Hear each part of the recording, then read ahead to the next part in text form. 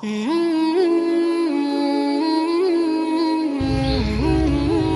رسول اللہ صلی اللہ تعالی علیہ وسلم تعلموا الفرائض وعلموها الناس، علم فرائض سیکھو اور لوگوں کو سکھاؤ، کہ یہ نصف علم ہے۔ بسم اللہ الرحمن الرحیم۔ ثم الرد على ذوی الفروض النسبیہ بقدر حقوقہم۔ جی، تو مال دینے کے بعد اصحاب فرائض کو، اسبا کو دینا ہے، وہ موجود نہ ہوں تو اس کے بعد جو مولا ہے، مولا لطاقہ، اس کو دینا ہے۔ اگر کوئی مولا لطاقہ بھی نہیں ہے تو ذوی الفرائض جو ہیں ان پر رد کرنا ہے۔ ذوی الفرائض دو طرح کے ہیں، ایک ہیں ذوی الفرائض نسبی اور دوسرے ذوی الفرائض سببی۔ اصحاب فرائض جن کا قرآنی حصہ متعین ہے انہیں کہا جاتا ہے۔ تو ذوی الفرائض نسبی میں قرآنی حصہ والے بیٹے ہیں، بیٹی ہے، اور پوتی ہے، ماں ہے، بھائی ہے نا، بہن ہے، باپ ہے، دادی، یہ سب ذوی الفرائض نسبی ہیں۔ اور ذوی الفرائض سببی جیسے بیوی ہے شوہر کے مرنے کے بعد، شوہر ہے بیوی کے مرنے کے بعد، تو قرآن نے ان کو بھی ذوی الفرائض میں شمار کیا، مگر یہ نسب والے نہیں ہیں، ہے نا۔ بیوی یہ نسب کے اعتبار سے حصہ دار نہیں ہے کہ آپ کے نسب میں ہے نا، جزئیت، علاقہ جزئیت کی بنیاد پر، ہے نا۔ تو پتہ چلا کہ دونوں کے درمیان سببی تعلق ہے، اس لیے وہ بھی ذوی الفرائض میں ہے، مگر یہاں اس کو دوبارہ نہیں دیا جائے گا۔ حاصل کیا نکلا کہ زوجین پر رد نہیں کیا جاتا۔ جب رد کی نوبت آ جائے، اصحاب فرائض کو ہم نے مال دے دیا، اسبا نہیں ہے، کوئی مولا نہیں ہے، تو اب بچا ہوا مال اصحاب فرائض کو دیا جائے گا دوبارہ۔ لیکن اگر اصحاب فرائض میں شوہر مرا ہے اور بیوی موجود ہے اصحاب فرائض میں، تو بیوی کو نہیں دیا جائے گا۔ ہاں، یہ ذہن میں رکھنا زیادہ ضروری ہے کہ بیوی کو نہیں دیا جائے گا۔ اور بیوی کے مرنے کے بعد شوہر کو نہیں دیا جائے گا۔ تو مسئلہ کیسے بنے گا، گھبرانے کی ضرورت نہیں، کل ہی بتایا تھا، پورا باب آ رہا ہے نا۔ حاصل اس کا یہی ہے کہ شوہر کے مرنے کے بعد کوئی مال بچا ہوا لینے والا نہ ہو تو اس کے جتنے حصے دار ہیں بیوی کو چھوڑ کر ان پر تقسیم کر دیا جائے گا، ہے نا جی۔ اسی لیے کہا نسبی بیوی اور شوہر ان دونوں کو نکالنے کے لیے بے قدر حقوقہم، کتنا دیا جائے گا ان کے حقوق کے مطابق۔ یہ بھی ایک جملہ ہے جو انتہائی مجمل ہے۔ اس سبق میں اور کل کے سبق میں جو جملے آپ پڑھ رہے ہیں وہ ایک دم مجمل ہے، اور اسی اجمال کی پوری تفصیل کتاب ہے آگے، ٹھیک ہے۔ تو انشاءاللہ العزیز ان کے حق کے اعتبار سے کیا دیا جائے گا وہ ابھی اگر میں آپ کو بتاؤں تو نہیں سمجھ میں آئے گا، وہاں سمجھ میں آئے گا اس کو، اس لیے یہاں اتنا ہی رکھیں، جتنا حق ہے اتنا ان کو دیا جائے گا۔ پھر اگر اصحاب فرائض میں بیوی موجود ہے اور کوئی موجود نہیں ہے تو بیوی کو ربع دیا جاتا ہے۔ کوئی موجود نہ ہو، شوہر مرا، بیوی موجود ہے تو ربع دیا گیا۔ اب مال کتنا بچ گیا؟ 75%۔ تو 75% مال کس کو دیا جائے گا؟ بھائی اسبات وغیرہ کوئی نہیں ہے نا، اور یہ ایک صاحب فرائض میں سے ہے مگر اس پر رد نہیں کیا جا سکتا، تو کس کو دیا جائے گا؟ کہتے ہیں ثم ذوی الارحام۔ پھر کس کو دیا جائے گا؟ ذوی الارحام کو دیا۔ ہو گئی بات پوری؟ اب اگر ذوی الارحام بھی موجود نہ ہو، ہے نا، اصحاب فرائض موجود نہیں ہیں، ذوی الارحام موجود نہیں ہے، اس طور پر اور مال بچ رہا ہے، ثم مولا الموالات، تو کس کو دیا جائے گا؟ مولا الموالات کو دیا جائے گا۔ ہو گئی بات پوری؟ جی۔ ثم المقر له بالنسب علی الغیر، یہاں سے آج دیکھنا آپ کو، اس کا ترجمہ آپ کو پورے طور پر مطلب تک نہیں پہنچائے گا، اس لیے پہلے اس کا مفہوم سمجھیے۔ مفہوم اس کا یہ ہے کہ مثال کے طور پر زید نے کسی کے بارے میں کہا کہ یہ میرا بھائی ہے، کیا کہا؟ اور جس کے بارے میں کہا کہ یہ میرا بھائی ہے، اس کا نسب کسی دوسرے سے معروف نہیں ہے، لوگوں کو نہیں پتا کہ اس کا باپ کون ہے، ٹھیک ہے؟ یہ ہو گیا۔ اب زید نے کہا کہ یہ میرا بھائی ہے، اور اس نے کہا کہ ہاں مجھے یہ منظور ہے، ٹھیک ہے؟ تو اب ایسی صورت میں زید ہوا مقر، اقرار کرنے والا، اور وہ ہوا مقر لہو، جس کے لیے اقرار کیا گیا، ٹھیک ہے؟ اور زید نے اس کا نسب اپنے سے نہیں جوڑا ہے، کس سے جوڑا؟ اپنے باپ سے جوڑا۔ کس سے جوڑا؟ اپنے باپ سے جوڑا۔ تو کیا ہوا؟ وہ شخص کیا ہوا؟ مقر لہو بالنسب علی الغیر، کیا بنا وہ؟ مطلب وہ ایسا شخص ہے جس کے لیے کسی نے نسب کا اقرار کیا مگر اپنے ساتھ نسب نہیں جوڑا، غیر کے ساتھ نسب جوڑنے کا اقرار کیا، سمجھے؟ تو اب یہ پوری بات سمجھ میں آ گئی؟ اب مسئلہ کیا ہے؟ مسئلہ یہ ہے کہ زید نے جب یہ کہا کہ یہ میرا بھائی ہے، زید اسی اقرار پر مر جائے، اس کا نسب کسی اور سے ثابت نہ ہو، اور زید کا بھائی بننے کی عمر کا ہو، ممکن ہو، ایسا نہ ہو کہ وہ ہے 60 سال کا اور زید ہے 20 سال کا، زید کا باپ ہے 45 سال کا، تو اگر یہ کہتا ہے کہ وہ میرا بھائی ہے تب بھی نہیں مانا جائے گا۔ کیوں؟ اس لیے کہ 60 سال کا بیٹا 45 سال کے باپ کا نہیں ہو سکتا۔ تو یہ امکان بھی ہو کہ وہ شخص زید کے باپ کا بیٹا بن سکے، سمجھے؟ یہ بھی ممکن ہو۔ ان تمام صورتوں کو سامنے رکھتے ہوئے اب زید کا انتقال ہو رہا ہے، ٹھیک ہے؟ تو زید کے انتقال کے وقت میں اس کا اوپر جتنے لوگ ذکر کیے گئے کوئی نہیں ہے، کسی طرح سے نہیں، تو اب زید کا وارث وہی ہوگا، بشرطے کہ زید اپنے اقرار ہی پر مرے کہ وہ میرا بھائی ہے نا جی، اور زید کے باپ نے اقرار نہ کیا ہو کہ وہ میرا بیٹا ہے۔ کیوں؟ یہاں یہ کیوں ضروری ہے؟ زید کے باپ نے اگر اقرار کر لیا کہ یہ میرا بیٹا ہے، تب زید کے اقرار کرنے کا اعتبار ہوگا؟ نہیں سمجھے؟ مطلب یہ ہے کہ آپ کا یہ بھائی ہے، کیوں بھائی ہے؟ اس لیے کہ آپ کے بیٹے آپ کے باپ کا بیٹا ہے، تو اب جو آپ کے باپ کا بیٹا ہے وہ آپ کے اقرار کا محتاج ہے بھائی بننے کے لیے، تب وہاں زید کا اقرار لغو نہ ہو جائے گا۔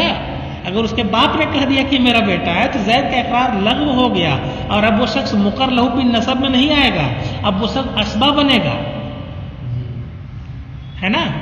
اگر زید کے باپ نے اقرار کر لیا ہو، اور اتفاق سے اس وقت زید کا باپ بھی نہیں، ورنہ مال تو اسی کو ملتا، اس کا بھی انتقال ہو چکا، تو زید کے باپ نے اقرار کیا ہو کہ میرا بیٹا ہے، اب وہ زید کا مقر لہو بالنسب نہیں ہوا، زید کا بھائی بن گیا، کوئی اور نہیں، اس لیے اسبا ہونے کی وجہ سے سارا مال پالے گا، تب اوپر والے خانے میں چلا جائے گا اگر زید کے باپ کا اقرار ہے۔ تو یہ دھیان میں رہے، کیا کیا؟ زید کے باپ نے اقرار نہ کیا ہو، اسی لیے کہا نسب علی الغیر ہونا چاہیے، اپنے سے نسب نہیں جوڑنا چاہیے۔ اگر زید کے باپ نے اقرار کر لیا تو نسب اپنے سے جوڑا اس نے، ہے نا؟ تو نسب علی الغیر ہونا چاہیے اقرار کی صورت میں، اور اسی پر برقرار رہنا چاہیے اس کو بھی اور اس کو بھی۔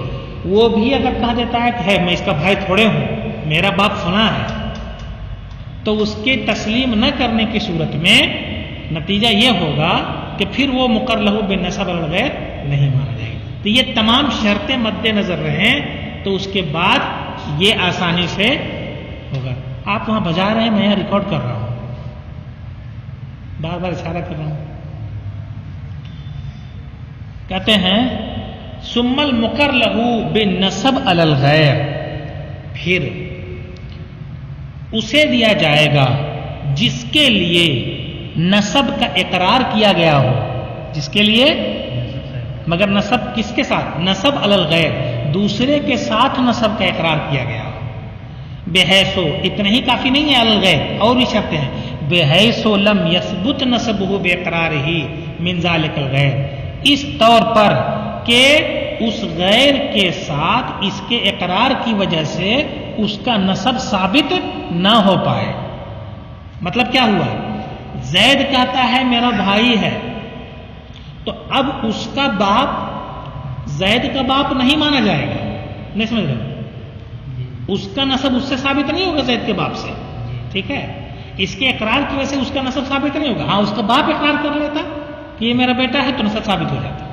سمجھے؟ تو اس کا نسب اس کا نسب زید کے باپ سے ثابت بھی نہیں ہو رہا ہے نا، اس اقرار کی وجہ سے. اس کا بھی لحاظ ہے. اذا مات المقر علی اقرارہ، جبکہ مقر اپنے اقرار ہی پر مرے. کون مقر؟ کون؟ زید اپنے اقرار ہی پر مرے. ہو گئی بات پوری. ثم الموصى له بجميع المال، اوپر میں جتنے ذکر ہوئے کوئی نہیں ہے تو مال کس کو دیا جائے گا؟ کہتے پھر اس کو دیا جائے گا جس کے لیے مرنے والے نے کل مال کی وصیت کی تھی. مرنے والے کا بیٹا موجود تھا، اس نے وصیت کر دی کہ میرا کل مال فلاں کو دے دیا جائے، تو کتنا دیا جائے گا؟ ثلث دیا جائے گا، کیونکہ وہیں تک وصیت نافذ کر سکتے تھے وارثین کو مد نظر رکھتے ہوئے. یہاں کوئی وارث نہیں ہے اور مرنے والے نے کہا کہ میرا کل مال فلاں کو دے دیا جائے، تو کسی کا حق نہیں مارا جا رہا ہے، اس لیے کل مال دے دیا جائے. ٹھیک ہے جی. اس کے بعد فرماتے ہیں اب اگر موسیٰ لہو بھی نہیں ہے تو بیت المال کو دیا جائے گا. ثم بیت المال، اس کے بعد بیت المال ہے جس کو پورا مال دیا جائے گا. اب آج کے دور میں آپ سے پوچھنا ہے کہ بیت المال تو ہے نہیں تو کس کو دیا جائے گا؟ متاخرین فقہا نے بیان کیا، آج نہیں صدیوں پہلے یہ بیان کیا کہ چونکہ بیت المال کا نظام فاسد ہو چکا ہے. جب بیت المال تھا تب وہ کہتے ہیں بیت المال کا نظام فاسد ہو گیا ہے، اس لیے اب اگر کوئی وارث نہ ہو تو میاں بیوی میں سے کسی ایک کی طرف رد کر دیا جائے گا. نہیں سمجھے؟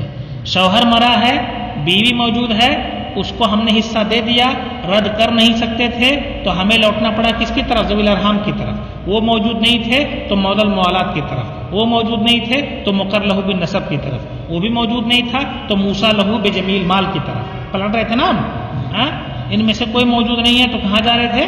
بیت المال کی طرف. اب بیت المال کی طرف نہیں پلٹنا ہے، اب اسی کو دے دینا ہے. سمجھ میں آئی بات نا؟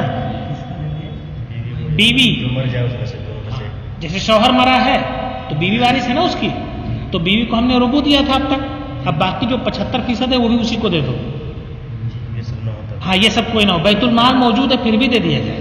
یہ فقہ فرماتا ہے. یہ متقدمین کے نزدیک تھا بیت المال میں جمع کرنا. متاخرین نے فرمایا کہ اس کو دے دیا جائے. کسے؟ زوجین میں سے کسی، یعنی رد علی الزوجین کر دیا جائے. جس کو اب تک منع کیا گیا تھا اس کی اجازت دے دی گئی. کیوں کیا جائے؟ اس لیے کہ بیت المال فاسد ہو چکا ہے، اور بیت المال کا فساد صلاح مسلم کے میں مال کو خرچ کرنے سے روک دیتا ہے. بیت المال جب فاسد ہو گیا تو اس کا مطلب بیت المال کے فساد کا مطلب یہ ہوا کہ گویا بیت المال کا استعمال صحیح نہیں ہو رہا ہے، شاعروں پر لٹایا جا رہا ہے نا، عیش و عشرت پر لٹایا جا رہا ہے، ذاتی اخراجات اس سے کیے جا رہے ہیں، ہے نا، ناحق استعمال ہو رہا ہے. تو یہ جو بیت المال کو دینے کا حکم تھا یہ کس لیے تھا؟ اس لیے کہ وہی مال بیت المال سے نکل کر مصارف فقراء مساکین اور مصارف عامہ مسلمین میں جاتا ہے نا.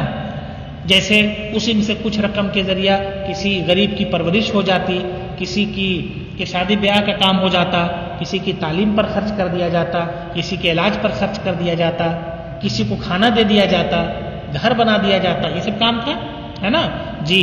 اور کچھ رقم ایسے ہوتے ہیں جس سے راستہ صحیح کروا دیا جاتا ہے، پل تعمیر کرا دیا جاتا ہے، مدارس بنوا دیے جاتے ہیں، یہ سب کام ہوتا تھا، ٹھیک ہے۔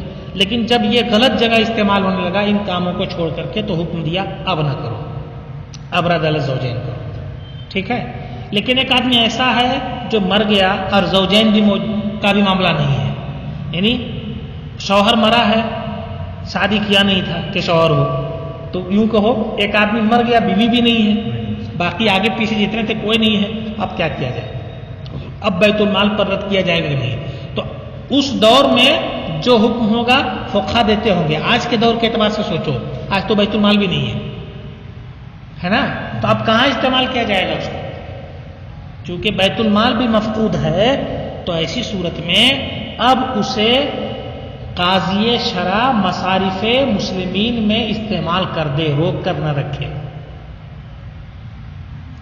مصارف مسلمین کیا ہے؟ کسی غریب کو اسی وقت قاضی شرع فیصلہ کر دے کہ یہ اس کا مالک یہ ہو گیا، جمع کر کے رکھنے کی ضرورت نہیں ہے نا جی۔ جو حاجت مند ہو ان کو دے دے۔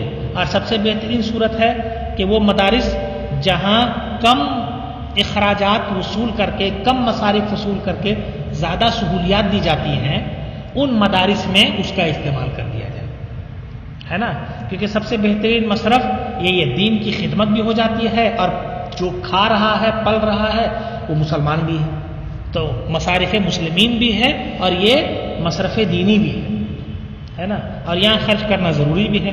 خود آپ محسوس کرو کہ آپ مبارک پور سے آتے ہیں، ہے کہ نہیں؟ سال میں شوال جب آتا ہے تو آپ کے داخلے کی آپ سے فیس لی جاتی ہے، مثال کے طور پر وہ کتنے لی جاتی ہے؟ 1000 بہت ہے نا۔ ششماہی اول میں جو کتاب آپ نکال رہے ہیں اور پڑھ رہے ہیں، ششماہی ثانی میں جو نکال رہے پڑھ رہے ہیں، دونوں کو ملا دیا جائے کئی ہزار کی ہی کتابیں ہو جائیں گے، ہے نا۔ آپ کہتے ہو ہم نے تو پڑھ لیا پھر جمع کر دیا، آپ کا اور کیا کام تھا کتاب سے؟ پڑھنا ہی تو تھا، تو جو کام تھا وہ آپ نے لے لیا، اجرت بھی اس کی نہیں کچھ بنتی ہے، تو پھر یہ جگہ مہیا ہوتی ہے کہ نہیں؟ یہ پنکھے وغیرہ ہیں، دیگر تمام اسباب ہیں، آپ کے بیٹھنے کے لیے قالین ہے، مطلب خود غور کرو، یہ سب بولنے بات نہیں ہے نا، یہ تمام تفصیلات پر آپ غور کرو تو سوچو کہ وہ رقم یہاں سے بہتر اور کہیں خرچ نہیں ہو سکتا۔ ہاں، سامنے کوئی حاجت مند ہے کہ بستر پر پڑا ہوا ہے، مریض ہے، ڈاکٹر نے 1,00,000 1,50,000 روپیہ طلب کیا ہے، مسلمان مدرسے کا مصرف جو ہے وہ تو سال بھر ہے، اللہ آگے اسباب پیدا فرما سکتا ہے، اس کا مصرف ابھی ہے تو وہاں بھی دے سکتے ہیں، ٹھیک ہے جی۔ یہ گفتگو ہو گئی یہاں تک۔ اب اس کے بعد شروع کرتے ہیں کہ اب بتانا یہ ہے کہ اصحاب فرائض کے درمیان ہم کو تقسیم کس طرح کرنا ہے نا، تو تقسیم کرنے سے پہلے یہ جان لینا ضروری کس کو نہیں ملے گا، تاکہ ان کو پہلے کہا جائے بھائی آپ کو نہیں ملنا، آپ کنارے رہیے تھوڑا، ہے نا، یہاں بھیڑ نہ لگائیں، آپ کنارے رہیے۔ تو جن کو نہیں ملنا ہے وہ جاننا ضروری ہے۔ اچھا، اس میں وارثین 2 طرح کے ہو سکتے ہیں کہ وارث ہوتے ہوئے بھی نہیں پائیں گے، تو وارث ہوتے ہوئے نہ پانا 2 وجہ سے ہو سکتا ہے۔ ایک تو یہ کہ شریعت نے منع کر دیا کہ ان کو نہیں دیا جائے گا، اور دوسرا یہ کہ شریعت نے منع نہیں کیا، شرعی طور پر وہ حقدار تھے، ایک دوسرے وارث نے ان کو منع کر دیا کہ ان کو نہیں دیا جائے گا۔ کیسے؟ دادا کا انتقال ہوا، زید دادا ہے، اس کا بیٹا بکر ہے، اس کا بیٹا خالد ہے، تو خالد یہ زید کا پوتا ہوا، اب خالد بھی باحیات ہے پوتا، اور بکر جو بیٹا ہے وہ بھی باحیات ہے، اب زید کا انتقال ہو رہا ہے، تو دادا کے مرنے کے وقت میں پوتے کو حصہ ملتا ہے، اسباب بنتا ہے وہ، لیکن باپ چونکہ موجود ہے اس لیے اب اس کو کچھ نہیں ملے گا، تو اسے شریعت میں نہیں روکا، باپ کا بیچ میں آنا یہ اس کو روک رہا ہے، تو اس کو حجب بولتے ہیں۔ کیا بولتے ہیں؟ جیسے اسی سے حاجب بولتے ہیں، حاجب دربان، رکاوٹ ڈالنے والا، سمجھے جی. وہ اس کی گفتگو آگے آئے گی کہ رکاوٹیں کتنی طرح کی ہو سکتی ہیں, ہے نا. جیسے بیوی پاتی ہے کتنا, چوتھائی مثال کے طور پر, ربو پاتی ہے. لیکن اگر اولاد موجود ہوں تو بیوی کو ربو نہیں ملے گا, اب بیوی کو سمن ملے گا, 8واں حصہ ملے گا. چوتھا حصہ بڑا تھا, 8واں حصہ چھوٹا ہو گیا. اس بڑے کو چھوٹا کس نے کیا, اولاد کی موجودگی میں. تو گویا حجب بھی دو طرح سے ہے. انشاءاللہ اس کی ساری گفتگو آگے ہم پڑھیں گے. یہاں ممنوع جو شرعی طور پر منع ہے جس کو وارث بنانا, اس کی گفتگو چل رہی ہے.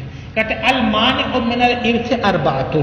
دیکھیے وراثت سے مانے کئی چیزیں ہیں لیکن سب کا حاصل یہ 4 ہیں, اس لیے 4 ان میں شمار کرا دیا. پہلی چیز جو ہے وہ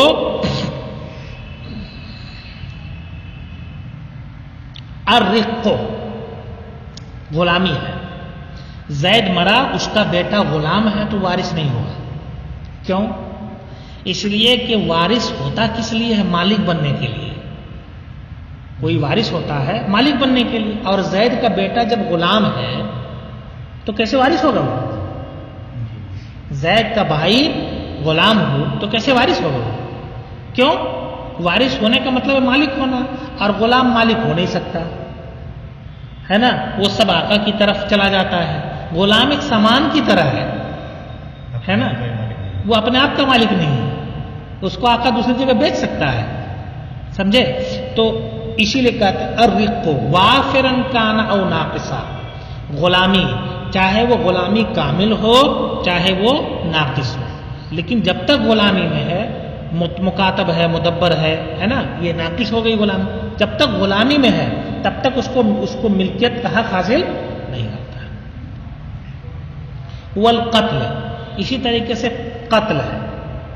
مورث کو وارث نے قتل کر دیا تو حصہ نہیں پائے گا. کہتے والقتل الذی یتعلق به وجوب القصاص والکفارہ, وہ قتل جس سے قصاص کا وجوب متعلق ہو یا کفارہ کا وجوب متعلق ہو. مطلب جس قتل کے بعد یا تو قصاص دینا پڑے یا کفارہ ادا کرنا پڑے, ہے نا. تو بیٹا اگر باپ کو مار دے تو قصاص نہیں لیا جاتا, لیکن بیٹا وارث بھی نہیں ہوگا, ہے نا. اب مارنے کی صورت کیا ہے, ایک ہے قتل عمد, ایک ہے قتل خطا, جو بھی صورت ہوتی ہے. تو ایک میں کفارہ ہے اور ایک میں قصاص ہے. قتل عمد میں قصاص ہے, قتل خطا میں کفارہ ہے. جو بھی صورت ہو, ان دونوں صورتوں میں قتل کرنے کی صورت میں وارث اپنے اس مقتول مورث کا وارث نہیں بن سکتا. قاتل جو ہے اپنے مقتول مورث کا وارث نہیں بن سکتا, ہے نا جی. اس لیے کہ یہاں طے ہے کہ جلدی پانے کے لیے اس نے کیا, اس لیے اسے محروم کر دو سیدھے. لاٹھی سے مار دیا, یہ قتل خطا والی صورت ہو جاتی ہے نا جی. دھاردار آلات سے مارا تو قتل عمد کی صورت. اسی طریقے سے اختلاف دینین, دونوں کا دین جدا گانا ہو, ہے نا. یہ دین جدا گانا ہو تو وراثت جاری, ایک بھائی مسلمان ہے ایک بھائی غیر مسلم ہے تو وراثت جاری. اسی طریقے سے چوتھی چیز ہے اختلاف دارین, دونوں کا ملک جدا گانا ہو, دونوں کا ملک جدا گانا ہو, الگ الگ ہو. ملک جدا گانا ہونے کی صورت میں وارث نہیں ہوگا. ایک یہاں رہ رہا ہے, دوسرا دوسرے ملک میں رہ رہا ہے, تو یہاں جو مرا ہے اس کا وارث دوسرے ملک والا نہیں ہو سکتا, سمجھے. ہاں وہ یہاں آ جائے, اس کے مرنے کے وقت میں یہاں آ گیا ہے تو اگرچہ وہاں رہتا ہے لیکن یہاں آ گیا تو یہ وارث ہو سکتا ہے. ہاں جب بھی آئے نہیں, تقسیم کے وقت کی صورت, مرنے کے وقت میں جب قاضی کا فیصلہ ہو جائے گا تو پھر ایسی صورت میں پھر اعتبار ختم ہو جائے گا. اصل میں اس کے پیچھے وجہ کیا ہے اخیر میں بیان کریں گے, آپ خود سوچ لو. پاکستان کا مال ہو, ہندوستان کی فوج اس کی حفاظت کرے گی؟ نہیں کرے گی. کیوں بھائی؟ ہندوستانی فوج نے قسم لی ہے کس کی؟ ہندوستان کی حفاظت کی.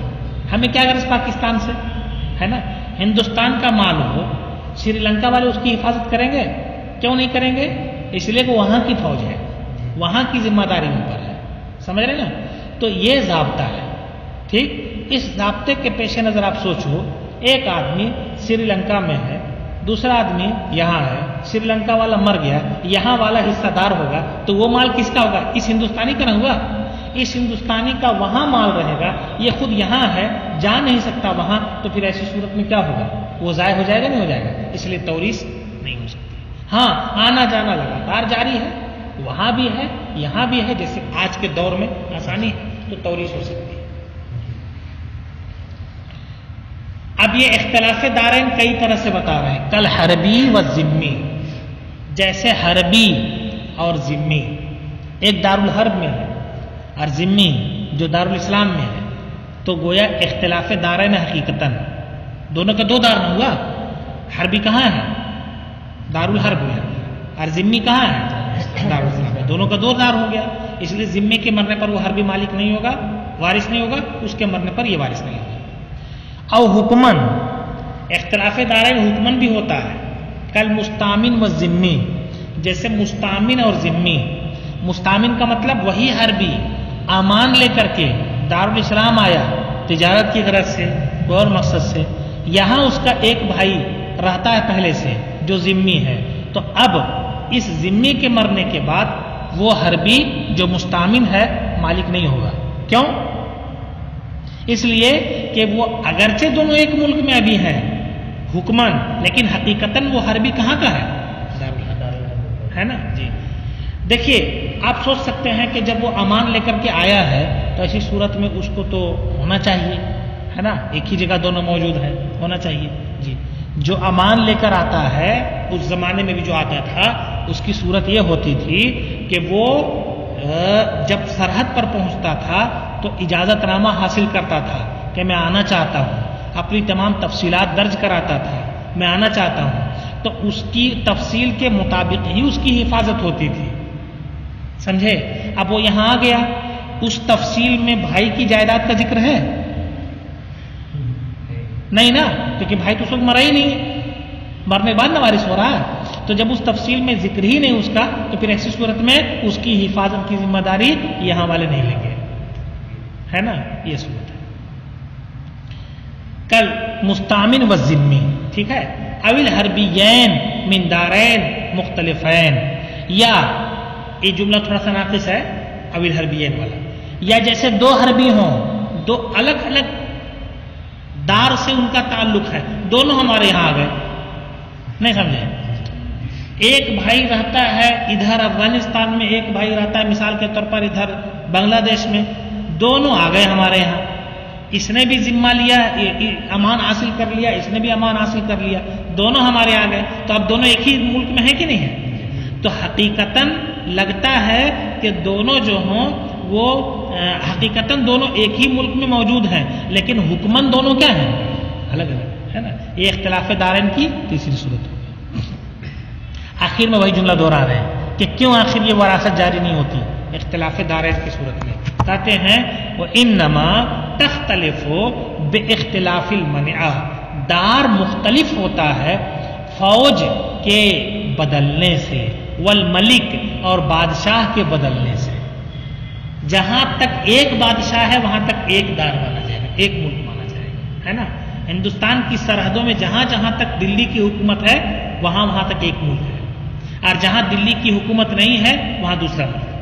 کہتے ہیں لِانْقِطَاعِ الْعِصْمَةِ فِيمَا بَيْنَهُمْ، ہے نا، کیوں آخر دار مختلف ہو جاتا ہے فوج اور بادشاہ کے بدلنے سے؟ کہتے ہیں ان کے آپس میں حفاظت و سیانت کے انقطاع کی وجہ سے، ظاہر سی بات ہے یہاں ایک ملک کی انتہا ہو رہی ہے تو یہ حفاظت و سیانت کی ذمہ داری یہیں تک لیتا ہے، اس کے بعد اس کی حفاظت منقطع ہو جائے گی، ختم ہو جائے گی، اس کے بعد کی ذمہ داری اور گارنٹی نہیں لے سکتا، سمجھے؟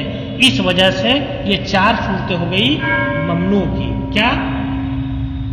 ایک ہے غلامی، دوسرے قتل، تیسرا دین کا اختلاف، چوتھا دارین کا اختلاف۔ ان چاروں میں آپ کے سامنے دین کا اختلاف والا آگے بھی آئے گا،